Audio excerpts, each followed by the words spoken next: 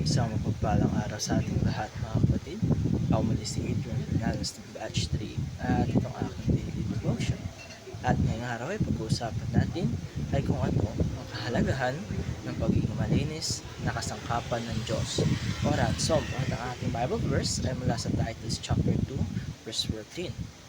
Sasabi dito na who gave himself for us that he might redeem us from all iniquity and purify unto himself a peculiar people, zealous of good works. At dito natin makikita mga kapatid na ang isang pinakamalalim na katotohanan na si Jesus mismo ang nagbibigay ng kanyang buhay bilang isang ransom o pagbuwas para sa atin. Pag sinabi nating ransom mga kapatid, ito ay ang kabayaran upang makalaya ang isang tao mula sa pagkaalipin o pagkakalulong o pagkakakulong. At kung ating iisipin, lahat tayo ay nag-alipin ng kasalanan. Hindi natin kayang iligtas ang ating sarili. Condemn tayo sa ilalim ng hustisya ng Diyos at powerless tayo kung sarili lamang natin ang aasahan natin.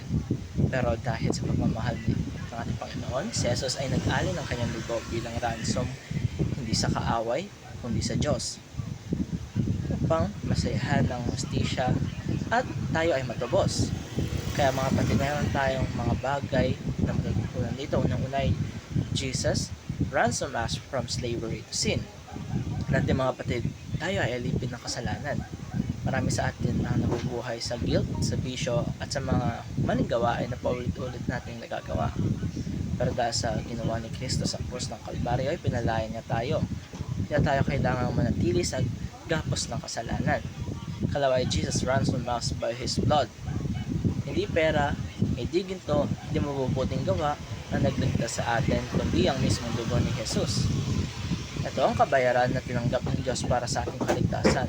Kaya dapat natin maunawaan ang bigat at halaga ng dugo ni Kristo. Hindi ito basta-basta lamang, hindi ito mura, kundi ito ay pinakamahalaga overall sa lahat ng bagay sa ating mundo. And lastly, Jesus ransom us to be holy before God. Hindi lang po tayo tinubos para maligtas lamang. Tinubos tayo upang maging malinis at maging kasangkapan ng Diyos na magagamit niya para sa kanyang kalooban. Ibig sabihin nito, ang dati tayo ay para sa kasalanan tayo ginagamit. Ngayon naman ay para sa katwiran at mabubuting gawa. Kaya mga kapatid, napakahalaga na maunawaan natin na bilang tinubos ng Diyos, tinatawag din tayo bilang maging peculiar people. Isang bansang naiiba, hiwalay sa kasalanan at masigasig sa paggawa ng mabuti. At dito katapos ang aking daily devotion. Maraming salamat sa panonood. Isang mapagpalang araw sa ating lahat mga kapatid. Ako muli si Adrian Fernandez ng Batch 3 at itong aking daily devotion. At ngayong araw ay pag-uusapan natin ay kung ano ang kahalagahan ng pagiging malinis na kasangkapan ng Diyos o ransom. At ang ating Bible verse ay mula sa Titus chapter 2 verse 14. Sasabi dito na who gave himself for us that he might redeem us from all iniquity and purify unto himself a peculiar people, zealous of good works. At dito natin makikita mga kapatid na ang isang pinakamalalim na katotohanan na si Jesus mismo ang nagbibigay ng kanyang buhay bilang isang ransom o pagbuwas para sa atin.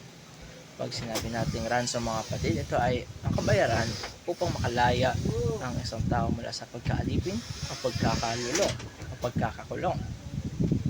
At kung ating iisipin, lahat tayo ay nag-alipin ng kasalanan. Hindi natin kayang iligtas ang ating sarili. Condemn tayo sa ilalim ng hustisya ng Diyos at powerless tayo kung sarili lamang natin ang aasahan natin. Pero dahil sa pagmamahal ng ating Panginoon, si Jesus ay nag-alin ng kanyang dugo bilang ransom, hindi sa kaaway, kundi sa Diyos, upang masayahan ng hustisya at tayo ay matubos. Kaya mga kapatid, mayroon tayong mga bagay na matutunan dito. Unang-unay, Jesus ransom us from slavery to sin. Natin mga kapatid, tayo ay alipin ng kasalanan. Marami sa atin ang nabubuhay sa guilt, sa bisyo, at sa mga maling gawain na paulit-ulit nating nagagawa. Pero dahil sa ginawa ni Kristo sa krus ng Kalbaryo, ay pinalaya niya tayo.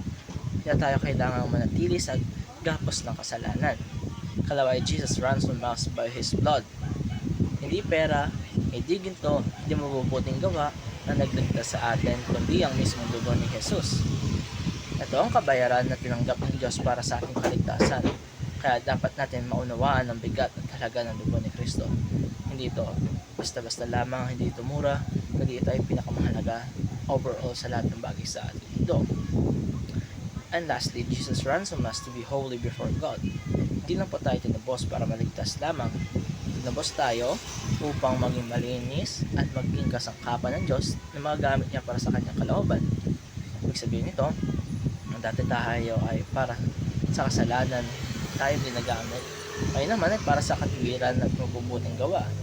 Kaya mga kapatid, napakahalaga na maunawaan natin na bilang tinubos ng Diyos, tinatawag din tayo bilang maging peculiar people. Isang bansang naiiba, hiwalay sa kasalanan at sigasig sa paggawa ng mabuti. At dito tatapos ang aking daily devotion. Maraming salamat sa panonood.